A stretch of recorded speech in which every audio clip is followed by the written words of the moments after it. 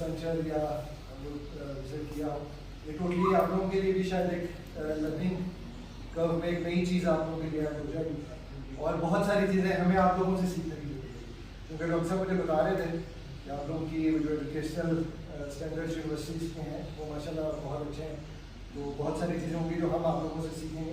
अच्छा जी, थोड़ा सा मैंने कहा आप लोगों को बर्ड का बेसिक बता दें कि जिस बर्ड को हम देखने जा रहे हैं, किस किस ने लव बर्ड देखा हुआ है, भले ये बताएं, कुछ जहन में है बर्ड किस टाइप का होगा वो? Right right right. हम बचपन में देखते थे एक छोटा सा green bird with orange hood sort of, ये वो बर्ड है। इंटरेस्टिंगली इसके अंदर अब इतनी म्यूटेशंस और इतने कलर्स हैं कि अभी जब आप लोग देखेंगे तो यूल बी अमेज्ड कि उनके आई कलर्स, उनके body colours over the period of time कितनी ज़्यादा वो जेनेटिक चेंजेस हैं।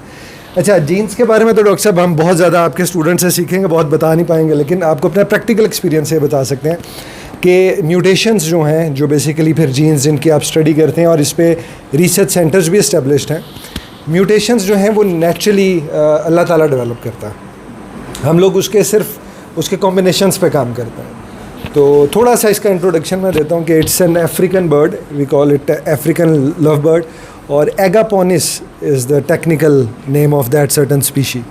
इसकी 9 फैमिलीज़ हैं बेसिकली। तो इसमें over the period of time और ख़ास तौर पे फॉर पास्ट लाइक 5 years ये हॉबी ट्रांसफॉर्म हो गई एक कॉटेज इंडस्ट्री की फॉर्म में भी, जिसमें बहुत सारे लोग, और आप लोग क्योंकि स्टूडेंट्स, आप लोगों के कई कैरियर्स पाथ होंगे, कई आप लोगों की मोटिवेशंस होंगी।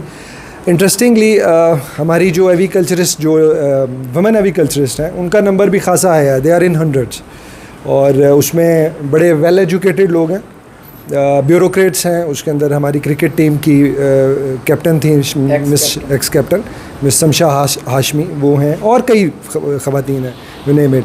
इसी तरह जो बहुत सारे बिजनेसमैन और बहुत सारे शौकीन लोग और बहुत सारी सेलिब्रिटीज़ और डिफरेंट लोग, they all are into this, army personnels, और वो सारे इसको एज अ शौक और एज अ बिजनेस दोनों पर्सपेक्टिव से कह रहे हैं। सॉरी रहीम भाई, कि एक छोटे से रूम में you can have like 100+ pairs, और उसके मल्टीपल जो उसकी ब्रीड आती है आप उसको मैनेज कर सकते हैं, और उसके बाद वो हमारे लोकली जो बायर्स हैं वो उसको बाय करते हैं। फिर पाकिस्तान से रूटीन में इसकी एक्सपोर्ट भी है, लेकिन उन बर्ड्स की जो ज़रा लेस प्राइस में होते हैं। और प्राइसेस का किसको आइडिया है कि इनकी प्राइसेस आप लोगों को आइडिया है कि कहाँ से स्टार्ट होती है एवरेज प्राइस? ये एक बर्ड की किसी को आइडिया हो, किसी को? ट्रू ट्रू, बिल्कुल बिल्कुल जी। आप बताएं, आपकी वर्किंग थोड़ी सी, आपकी इन्फॉर्मेशन ठीक है जी। और बायोटेक्नोलॉजी में कौन मुझे थोड़ा सा एक्सप्लेन कर सकेगा कि ये क्या है? क्योंकि हमें भी कुछ इंट्रोडक्शन चाहिए। एक्चुअली जो एगापोर्निस जिसकी आपकी बात कर रहे हैं, तो हमें इसको स्टडी करने से पता चला कि ये मोनोमॉर्फिक बर्ड है, हमें इसके जीनस का नहीं पता चलता कि ये मेल है या फीमेल है। तो इसके लिए फिर हम ना जेंडर टेस्टिंग के लिए PCR वगैरह और उसके स्पेसिफिक जीन जो मेल और फीमेल के अंदर जो डिफ्रेंशिएट कर रहा होता है उसकी बेस पे हम पता करते हैं। तो हम उसके लिए PCRs और डिफरेंट टेस्ट करते हैं।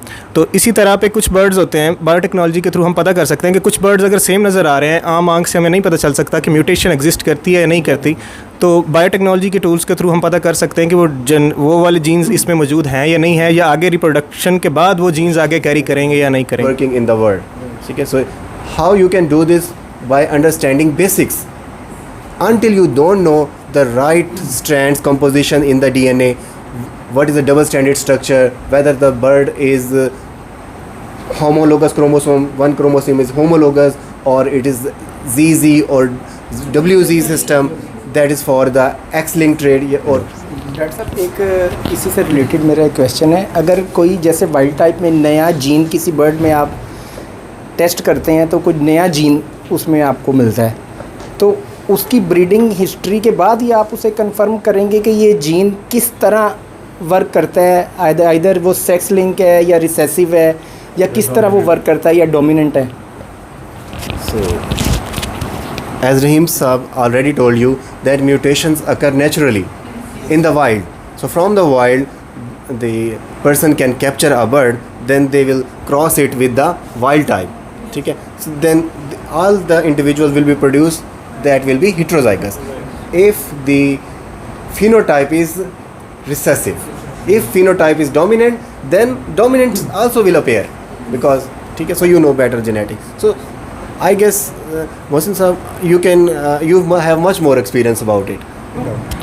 But sometimes it happens that one of our expensive birds mix up with the bird that is a very nominal bird for us, and we are unable to identify which bird is that belongs to that certain mutation we are looking for and which one is the average one. So for that, either we go for the test breeding, it takes like a year or so, and moreover what we are looking for, that our labs and people, young enthusiastic people like you who are going to be the future of this field, are going to conduct or establish sort of a test where you can identify by just a testing that this bird carrying this gene or not. So we don't need to waste our time and energy.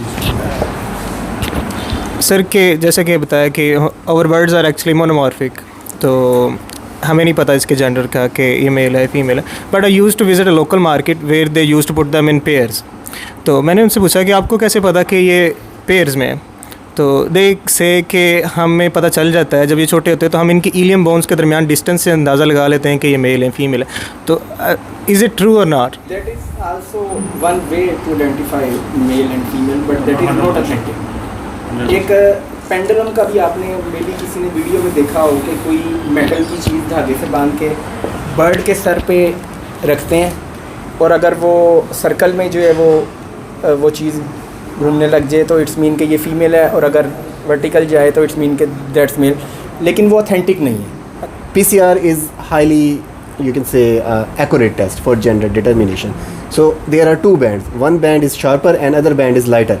So if there is some problem with the ethidium bromide or the gel, so during the running process, so it can be a problem. There can be numerous problems that we and the students can discuss. So there is not only one problem. PCR has like 7-8 steps, so the problem can be at any step. So to do PCR seems to be a very simple technique, but to master it you require 3-4 years even. Yeah. So एक और तरीका जो male female को identify करने का है, वो उसकी हेड शेप होती है, उसका स्टांस होता है बैठने का जो है, वो उससे भी जज हो जाता है. लेकिन वही बात है कि इसमें से कोई भी चीज़ ऑथेंटिक नहीं है DNA के अलावा. डॉक्टर साहब मैं रखें जी. So you say कि it's a million, it's a business, very large business, कि इसमें हम मिलियंस बिलियंस तक कमा सकते हैं.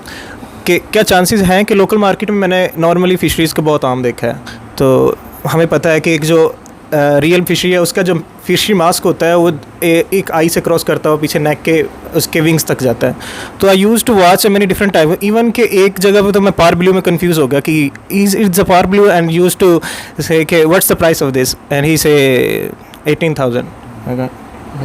Okay, maybe I do the test of the PCR test. Maybe it's a par blue. I can purchase this on a cheap price and sell it at a major price. Is it possible? जी actually कुछ चीज़ें हैं जो bird की physical, जिसको हम आप लोग बोलते हैं फिनोटाइप तो विजिबली एवरीबडी कैन डिटरमिन और अंडरस्टैंड के what the bird is. But बहुत सारे बर्ड्स अब हमारे ऐसे हैं जो कि एक बड़ा कॉमन बर्ड है, लेट्स अज्यूम अगर उसकी मार्केट प्राइस हम कॉमनली देखें तो वो 5,000 है. But if that certain bird is a split of dun fallow, pale fallow और any other expensive rare mutation, then the price is like would be like 300,000 plus, right, for a bird. But because we know the phenotype and genotype both, but if we are unaware of the genotype, then that bird only costs you 5,000. So again, the question that I asked all of you, will we be able to determine the genotype of any certain bird through the PCR machine in near future? Yes. That was the reason I asked that question. So वो आपकी वाली बात, इसमें आप सिर्फ phenotype पे, market में सिर्फ फिनोटाइप पे, और अगर ब्रीडर हैं जैसे मोहसिन ज़फ़र साहब, फैज़ी महमूद साहब रिनोन ब्रीडर्स हैं, इनके पास अगर कोई बंदा जाता है तो they believe on their data and they're working के that certain bird is carrying this gene, and they are charging you for that hidden gene because they trust them. When they breed, they'll get to know that certain bird is carrying that gene. If they are not getting the optimum results, they are responsible for that. So this is how it works in the market. Credibility भी जो है वो इसमें matter करती है, और pricing जो है वो उसमें कुछ पोर्शन जो है ये क्रेडिबिलिटी का भी ऐड होता है. Love bird society of Pakistan, एक पाकिस्तान के अंदर एक ऐसी ऑर्गेनाइजेशन चल रही है जिसको हम लीड कर रहे हैं फॉर पास्ट 7 years, जो कि पाकिस्तान में इंटरनेशनल स्टैंडर्ड्स के शोज़ करवाती है, just to create awareness about the genetics and the quality of the birds. And we invite foreign judges to judge those shows. Last show we conducted in 2019, but afterwards, on account of corona reason, we were unable to invite them, and the large gathering were prohibited at that time. So this year we again going to set up that show for the fanciers. और वो भी सारी वो awareness चीज़ें उधर से भी वो क्रिएट हो रही हैं, और दुनिया के अंदर हर कंट्री में इस तरह की सोसाइटीज़ मौजूद हैं.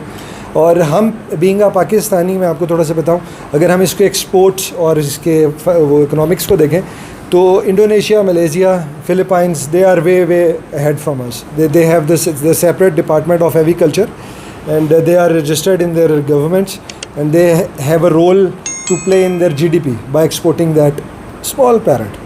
And right now in Pakistan we don't have that much facilities by the governments, और हमारा विजन उस तरह नहीं है. लेकिन जो हमारे बर्ड्स हैं, जो हमारे जो क्वालिटी स्टैंडर्ड जिसको हम बोलते हैं, म्यूटेशंस पे working, we are very up to the mark in the world. Arab countries and our neighboring countries are one of the biggest market for us, and we very oftenly we receive numerous queries from them that would we be able to export our birds to their countries, and soon, yes, we'll do that. And a little transaction we have done recently to Oman last year, so that was the first milestone. There is a long way to go. थोड़ा अपना intro दें, थोड़ा अपना intro दें. Intro दे दिया. अच्छा, इनको छम्मे बहुत आती हैं. कुछ बोलें, स्टूडेंट सुनना चाहते हैं. ठीक है. नहीं जी, फिर 7 स्टूडेंट्स मेरा ख्याल है 10 का कर फैदी के ऊपर ना ही लेके जाए. आप लोगों को बहुत ज़्यादा टाइम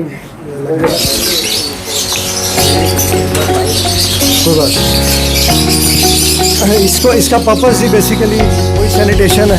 और if somebody is coming from someone every and he is carrying some sort of, sorry, हाँ जी, इधर आए, बस अंदर चलते, is carrying some sort of viral और बैक्टीरियल इन्फेक्शन, तो हम उसको थोड़ा सा कर सकते हैं.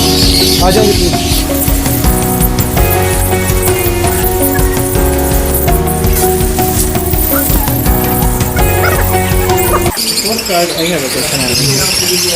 ये सही कि ये बड़ा अच्छा बिज़नेस है, इंस्पायरिंग बिज़नेस है, रियली इंस्पायरिंग बिज़नेस है.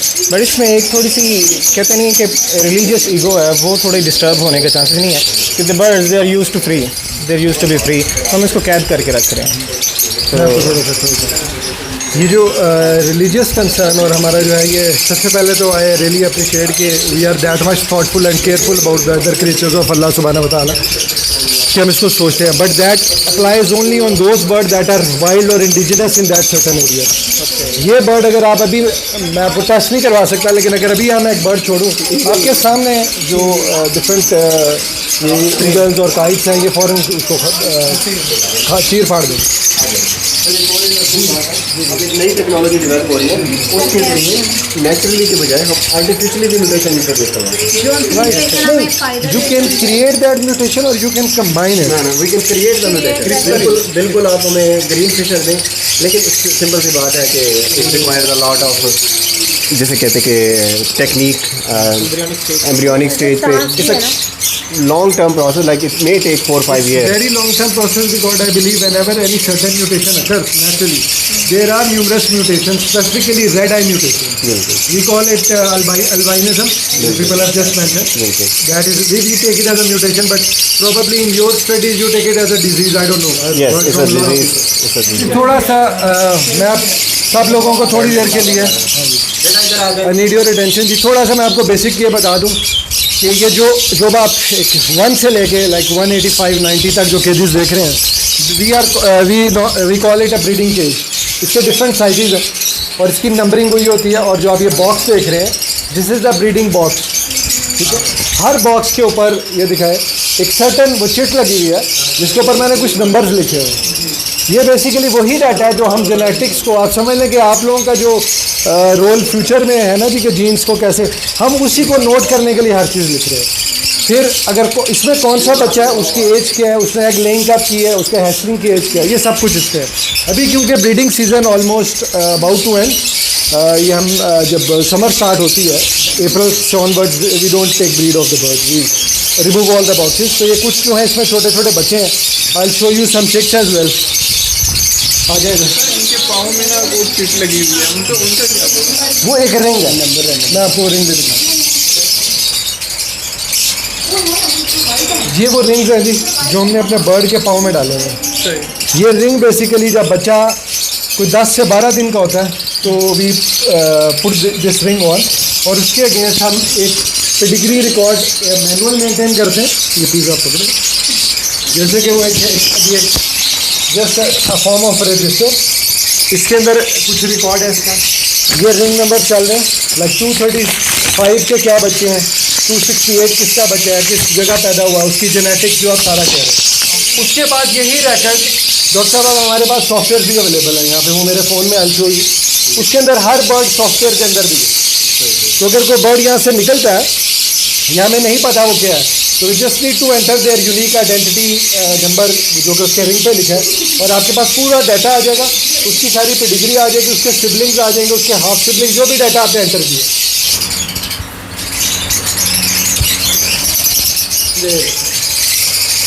यह एक नियर टू सेल्फ बेबी है जी। हाँ जी, टेल फेलो ओपलाइन।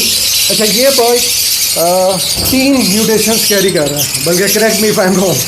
एक ये पाब्लू है, ये एक म्यूटेशन है, ब्लू वन ब्लू टू जिसको हम कहते हैं एग्जैक्टली। फिर उसके बाद ये ओपलाइन है। आप इसका हेड देखें, जो ओपलाइन के करेक्टरिस्टिक्स हैं, इसके हेड और टेल में वो आ गए। फिर ये टेल फेलो है, इसकी आइज रेड है, रिड्यूस पिगमेंटेशन। ये इसका वो रिंग नंबर है 627। एक्सक्यूज मी, आप पकड़िए। अच्छा, सिमिलरली जो हम वो उसकी फिनोटाइप और जीनोटाइप की बात कर रहे थे, दिस ब्लू बर्ड फिनोटाइप अगर हम इसकी देखें तो एक नॉर्मल ब्लू बर्ड है, बट जीनोटाइप में ये स्प्लिट टेल फेलो भी है, ये रिसेसिव जीन भी कैरी कर रहा है, और ये भी ब्लू2 है। तो ये दो, और स्प्लिट ओपलाइन भी है। तो that certain bird is carrying one recessive gene, one section gene. देखें इसको साइज कंपैरेटिवली, हम अगर क्वालिटी को देखें तो हम देखते हैं कि इसका जो मास्क है वो इधर से स्टार्ट और नेक तक सेम जा रहा हो। फ्रंट से हल्का सा येलोइश होना चाहिए, इसको हम बोलते हैं कि नेक भी स्ट्रॉन्ग है। नेल्स इसके ब्लैक होने चाहिए, नेल्स ब्लैक होने चाहिए, और फीट का कलर भी ब्लैक होना चाहिए इसका। तो शायद एज में थोड़ा ज़्यादा है और उसकी फीट कलर थोड़ा चेंज हो गए हैं इस टाइम। रम्प कलर जो है इसका ये वायलेट होना चाहिए। ये जो है टेल टिप जो है इसकी ये ब्लू कलर की होनी चाहिए। तो ये प्योर वाइल्ड में देखा जाता है। ये जो इसकी आईज रेड है ना जी जी, क्योंकि मैं कलर ब्लाइंड हूँ, मुझे रेड और ब्लैक का आइडिया नहीं होता। हाँ, रेड है ना, ये क्रिमिनो है। इसको वो अल्बाइनो है, वो रेड आइज। उसको ये देखें, ये टर्काइज बैठा हुआ है, पार ब्लू बोलते हैं इसे, वो सामने जो पीछे है। जी जी जी जी जी। इन दोनों को ब्रीड करवाते हैं जी। उनमें से जो पार ब्लूज निकलते हैं वो जीन कैरी करते हैं रेड आइज अल्बाइनो का। उसको फिर दोबारा जब क्रॉस ब्रीड करवाते हैं अल्बिनो से, तो उसमें से फिर जो पार्बलू निकलता है ना, वो इस तरह का निकलता है, रेड आइज। इसको फिर को ये दिखाते हैं यहाँ, ये पेल फेलोज एक मोटेशन है उसके, ये देखें ये चिप्स हैं। ये ओपलाइन पेल फेलो है, इसकी आइज देखें आप, रेडी होंगी क्योंकि कल इन्होंने रहीम भाई ने वीडियो लगाई थी इसकी। तो ये एनी गेसेस, प्राइस आइडिया किसी का, कोई गेस? 3 लाख 5 लाख। अगर इफ ये मेल हुआ तो आपका गैस सही है, और अगर फीमेल हुई तो हाफ ऑफ। ये सेक्स लिंक मोटेशन है। इसमें जो मेल है वो जीन कैरियर होता है सिर्फ, रिसेसिव में मेल फीमेल दोनों जीन कैरियर होते हैं। तो ये जो है वो चूँकि ओपलाइन है, सेक्स लिंक है, ये पेल फेलो में ओपलाइन है। पेल फेलो अलग है, ओपलाइन अलग है। अब जो ओपलाइन का जेनेटिक बिहेवियर है वो सेक्स लिंक्ड है, लेकिन जो फेलो है वो रिसेसिव है। अब इसको आप आगे किसी भी बर्ड से ब्रीड करवाएंगे, नॉर्मल बर्ड से, तो जितने ऑफस्प्रिंग आएंगे वो सब स्प्लिट होंगे फेलो के, और जो मेल्स आएंगे वो स्प्लिट होंगे ओपलाइन के।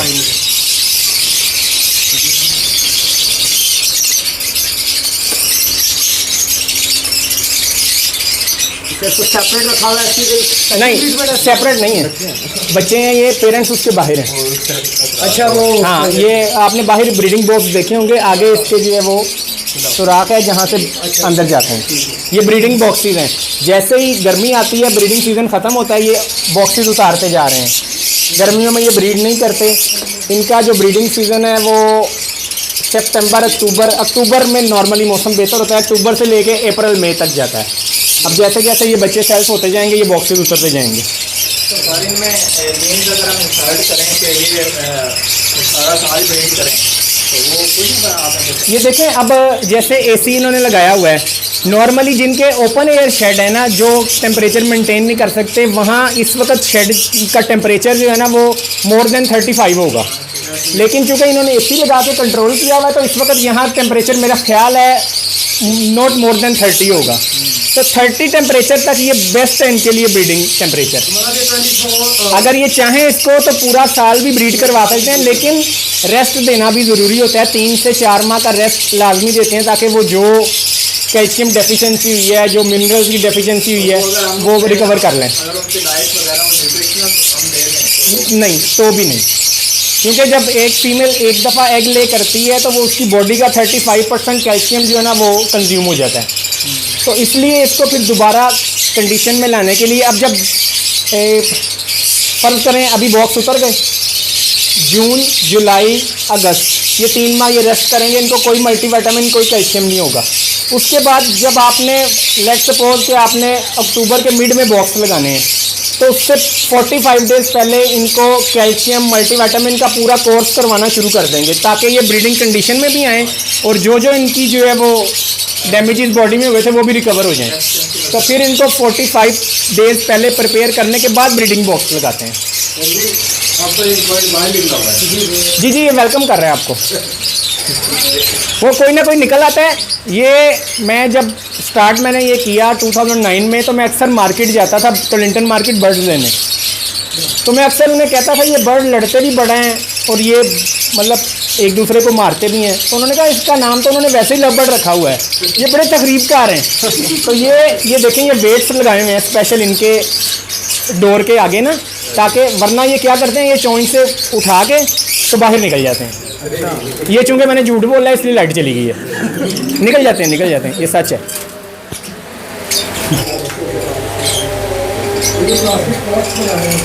ये देखें, इसमें ये एक रिंग है इसके पाँव में, ये रिंग है, ये ऑफिशियल रिंग है रहीम अली भाई का। ऊपर जो है सोसाइटी का नाम लिखा हुआ है और रिंग नंबर लिखा हुआ है। इसका एक ख़ास साइज़ है रिंग का। जब ये बच्चा 12 से 15 दिन का होता है, उस वक़्त ये हम लोग रिंग इसके पाँव में डाल देते हैं और इसके पेरेंट्स और इसकी हिस्ट्री लिख लेते हैं, नोट डाउन कर लेते हैं। उससे पता चल जाता है हमें इस बर्ड की एज कितनी है। वो कहाँ पे है कॉपी? ये कॉपी पकड़ें बेटा, ये कॉपी पकड़ें। कुछ लोगों ने इसे कंप्यूटराइज भी किया हुआ है। अब ये देखें, अब ये एक बर्ड है, जैसे ब्लू बर्ड है, उसका रिंग नंबर लिखा हुआ है और केज नंबर लिखा हुआ है। और फिर रिंग नंबर कहाँ लिखा है बेटा? हाँ, ये रिंग नंबर है, यानी कि 10 नंबर रिंग, ये 510 है, 511 जो सीरीज़ चल रही है, साथ डेट लिखी हुई है। अब लेट सपोज ये बर्ड आपके पास जाता है, आप 2 साल बाद इसका रिंग नंबर बताते हैं कि मुझे इसके पेरेंट्स या इसकी पेडिग्री का बता दें, तो वो आपको बता देंगे देख के कि इसके पेरेंट्स इसकी एज कितनी हो गई है। ये सारा रिकॉर्ड जो है ये मेंटेन किया जाता है। नहीं, ये देखें, इसमें जो है वो बच्चा नहीं बना, ये इनफर्टाइल एग है। ये देखें, आपको रेड नज़र आ रहा है, डॉट आता है, येलो है। अब जो जिसमें फर्टिलिटी है ना, मैं कोई वो एग आपको दिखाता हूँ। रहीम भाई, नेक्स्ट बैच, क्योंकि मेरे पास जितना ज्ञान था मैंने बांट दिया। Thank you sir, thank you sir. तो इसी तरह ये बर्ड जब पैदा होते हैं तो उनको क्या दिया जाता है, उनके लिए रिंग्स होते हैं, ठीक है। तो उनके अगर आप यहाँ पे देखें तो आपको बर्ड के पाँव में रिंग्स भी नज़र आएंगे, if you can see.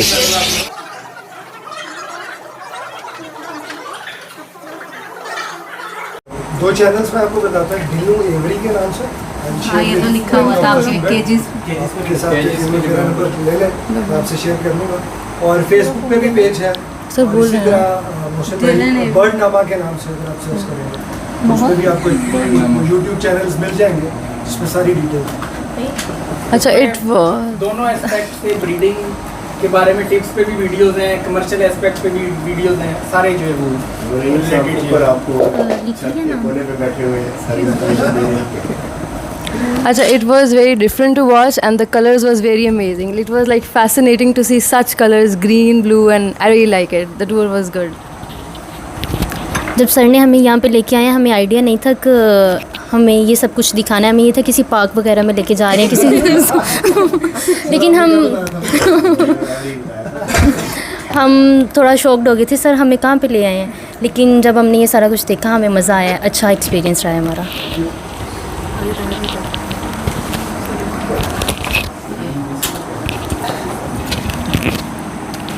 As a learning experience मतलब काफ़ी कुछ सीखने के लिए मिला। और अगर एज अ बायोटेक्नोलॉजिस्ट बात करें तो काफ़ी कुछ फ्यूचर के लिए आइडियाज़ भी आए कि मतलब हम चेंजेस इसके अंदर म्यूटेशन और डिफरेंट म्यूटेशन जो है वो करवा सकते हैं। और मतलब प्राइस जो है वो ऑटोमेटिकली, जिस तरह बात सर ने भी हमें बताया था, आपने भी जिक्र किया कि न्यू म्यूटेशंस जिस तरह आती है प्राइस जो है वो उतनी ज़्यादा इंक्रीज़ होती जाती है।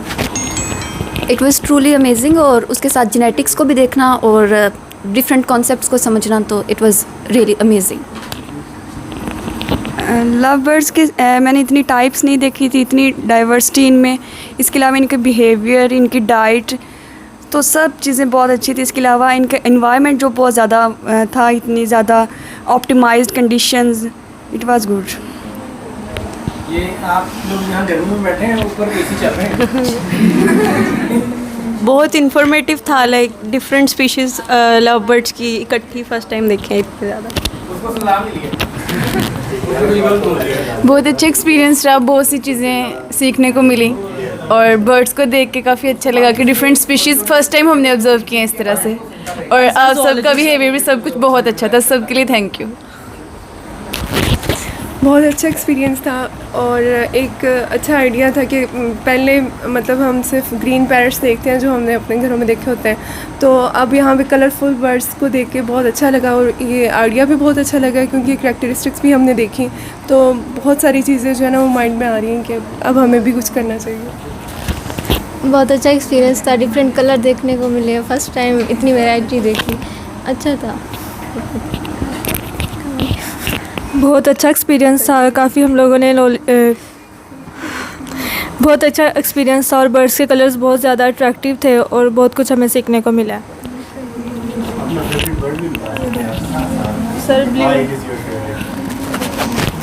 एक्सपीरियंस तो बहुत अच्छा था, न्यू थिंग्स थी और मेरा तो फर्स्ट टाइम था, तो मुझे तो बहुत मज़ा आया। और जो ब्लू एल्बिनो था वो मुझे काफ़ी अट्रैक्टिव लगा क्योंकि हम यूजुअली ग्रीन पैरट्स देखते हैं, वो एक हट के सबसे कलर था, तो वो काफ़ी अच्छा था। लव बर्ड्स में इतने सारे वेरिएंट फर्स्ट टाइम था और बहुत इन्फॉर्मेटिव था, काफ़ी लर्निंग मिली है, बहुत अच्छा एक्सपीरियंस था। घर पे ही लाइक एक ऐसा बिज़नेस जनरेट करना, साइंस को अंदर ऐड करके बहुत एक अच्छा स्टेप था और इसको इकोनॉमिकली भी मतलब एक अच्छा बिजनेस आइडिया है। आप समझते हैं कि इन फ्यूचर आप में से कोई as a hobbyist, don't boldly say that as a business या क्या करें, लेकिन you want any of you want to keep them as a pet? Yes of course, why not.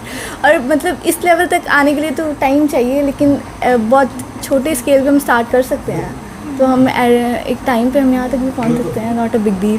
और जैसे हमारा बैकग्राउंड भी यही है और हमारे कॉन्सेप्ट्स भी हैं, तो हम वी कैन डू इट। क्योंकि मैं आपको छोटा से बताता हूँ कि एग्रीकल्चर बड़ी एक छोटी सी फील्ड है, ये हम सारे different businesses, different educational backgrounds, different exposure हैं और बहुत मल्टीपल एक्सपोजर्स हैं। उसके बावजूद हम समझते हैं कि छोटी सी फील्ड इतनी बड़ी है कि we are globally attach, not in Pakistan.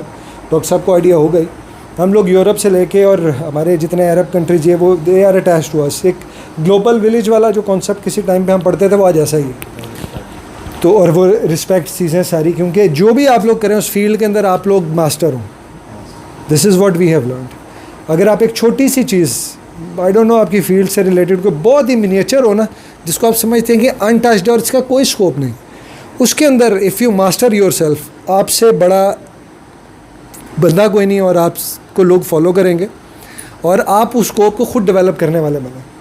मतलब आप लोग यंग हैं, आप लोगों के पास ये टाइम भी है, वो आप लोगों के पास एनर्जीज़ भी हैं और हमारे मुल्क को इस चीज़ की ज़रूरत भी है। हम बहुत सारी चीज़ें देखें तो हम अभी भी इंडिविजुअल लेवल पे सोच होते हैं, लेकिन क्योंकि मैं बहुत बल्कि हम सब पाकिस्तान को डिफरेंट जगहों पे ना जब ये शोज़ होते हैं जो हम लोग बाहर बर्ड्स एक्सपोर्ट कर रहे होते हैं चीज़ें, तो हम अपने मुल्क को रिप्रेजेंट कर रहे होते हैं। देन वी थिंक, और जो फीडबैक्स आते हैं, आप में से बहुत सारे लोगों ने ट्रैवल भी किया होगा, बहुत सारे लोग ट्रैवल करेंगे, तो आप लोग देखेंगे कि जब आप कहीं जाते हैं तो वो सिर्फ आप नहीं हैं, वो आप एज अ नेशन अपने मुल्क को भी वहाँ पे लेके जा रहे हैं और पाकिस्तान को रिप्रेजेंट कर रहे हैं। और हम लोग पाकिस्तानी अगर पॉजिटिव एटीट्यूड से चलें तो हम लोग इतने इंटेलिजेंट हैं और हम लोगों को जैसे कहते हैं ना जुगाड़ें भी आती हैं। तो एक लतीफ़ा किसी सुना होगा कि ज़माने के वो नासा का कोई एयरशिप वो जाना था तो वो स्टार्ट नहीं हो रहा था, तो उन्होंने बड़े अपने वो जो साइंटिस्ट थे उनको बुलाया और उन्होंने कहा जी इसको ये फंक्शन ये चेक करें, कंप्यूटर लगाया, कुछ नहीं हुआ। तो पाकिस्तानी जो था उसने उसको कहा इसको 2 दफ़ा यूँ हिलाओ, तो हिलाया तो स्टार्ट हो गया। उसने कहा ये तुमने कैसे किया? उसने कहा हमारे मुल्क में जब मोटर बाइक पे पेट्रोल कम हो जाता है और वो नहीं स्टार्ट होती तो हम यही करते हैं। तो हम लोगों को हम ना अल्लाह ताला ने हमें एबिलिटीज़ दी हैं, हमने सिर्फ उसको सही जगह यूटिलाइज़ करना है। तो ये जो एक छोटी सी फील्ड है, इस तरह की कई और फील्ड हैं आपके सर, आप लोगों के मतलब यू आर लकी इनफ के you people have a mentor like them जो आप लोगों के यहाँ पे लेके आए और एक नई फील्ड भी इंट्रोड्यूस करें। इस तरह की और भी कई चीज़ों में आप लोगों के प्रोफेसर डॉक्टर्स आप लोगों के लेके जाएंगे। तो जो भी करें उसके अंदर ये बात जहन में रखें कि हम उस फील्ड के अंदर मास्टर हों, और अगर वो आपको नहीं, अगर इफ़ यू फील कि यार मैं इस चीज़ के लिए बना ही नहीं, फिर कुछ और करें। ऑनेस्टली स्पीकिंग अब हमारा तकरीबन फाइनल ईयर चल रहा है वैसे भी, तो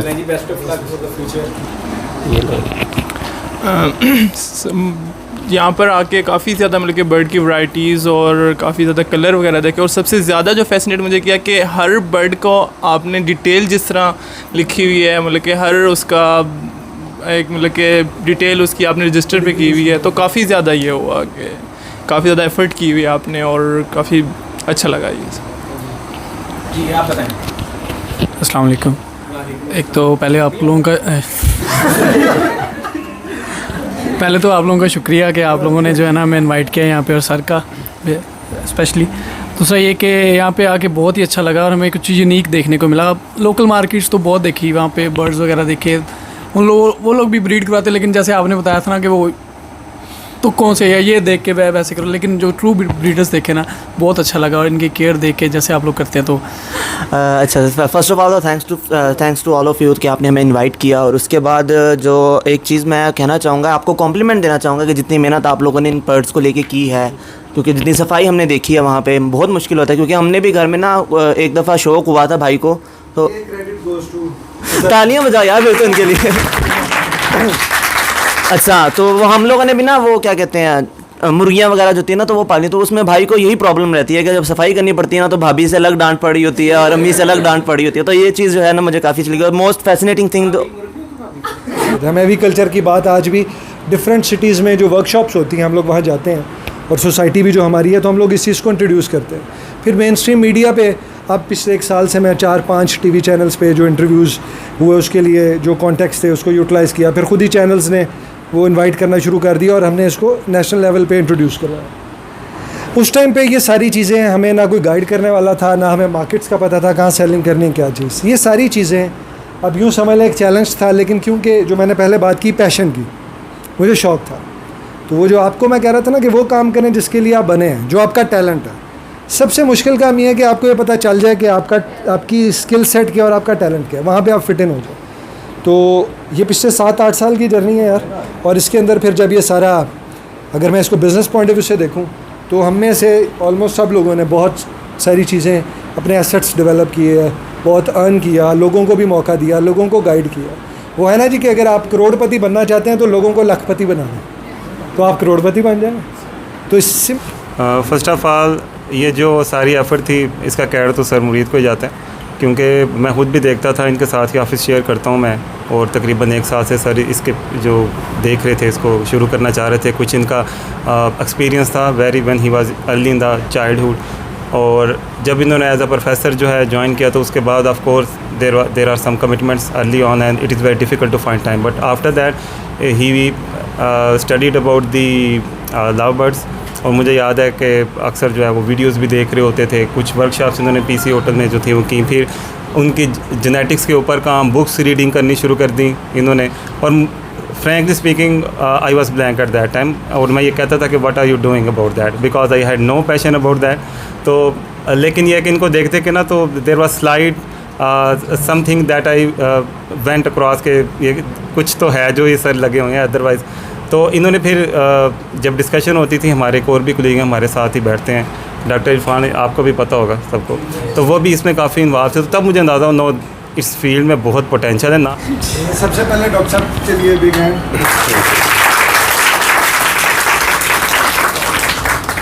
सबसे पहले मैं मोहसिन साहब की बात का जवाब दूंगा। Everything I do is for my passion, the thing I like science, ठीक है, आई लाइक PhD, ठीक है। सो मैं ये समझता हूँ, ओबियसली आई लाइक बर्ड्स, मुझे ब्रीड करना अच्छा लगता है या मुझे देखना अच्छा लगता है। हर बंदे की हॉबी होती है, कोई वॉक पे जाता है, ठीक है, कोई सुबह को उठ के देखता है। So I like to see the nature, ठीक है। So I like to see the galaxies, I like to see birds, beauty, natural, I like the nature. Similarly I like the science. Now यहाँ से 2 point में एक बात करूँगा, ठीक है। वो ये है कि अगर मैं आज यहाँ तक पहुँचा हूँ, ठीक है, और आप सब मेरे स्टूडेंट्स हैं, आप मुझे रिस्पेक्ट पे करते हैं, it's due to my education और माय नॉलेज, ठीक है। तो नॉलेज ने या एजुकेशन ने, ऑब्वियसली बर्ड्स मेरा ब्रीडिंग एक शौक़ है, लेकिन उस शौक़ को पूरा करना मुझे मेरी तालीम ने या एजुकेशन ने या मेरी जॉब ने मुझे इस काबिल बनाया है, ठीक है। सो आपके लिए खुशखबरी है, I will never quit this, ठीक है। And I assure you I will not compromise on my duties, ठीक है।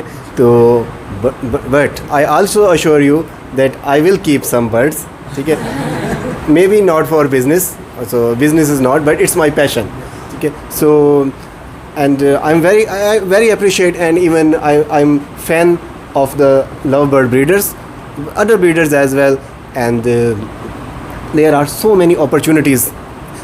As Rahim Saab told you that it's a one branch, agriculture is, lovebird is one thing, then there are chickens, in birds there are hundreds of birds, okay, so people are doing business on it. There is agriculture, okay, there is labs, diagnostics labs, okay, so you will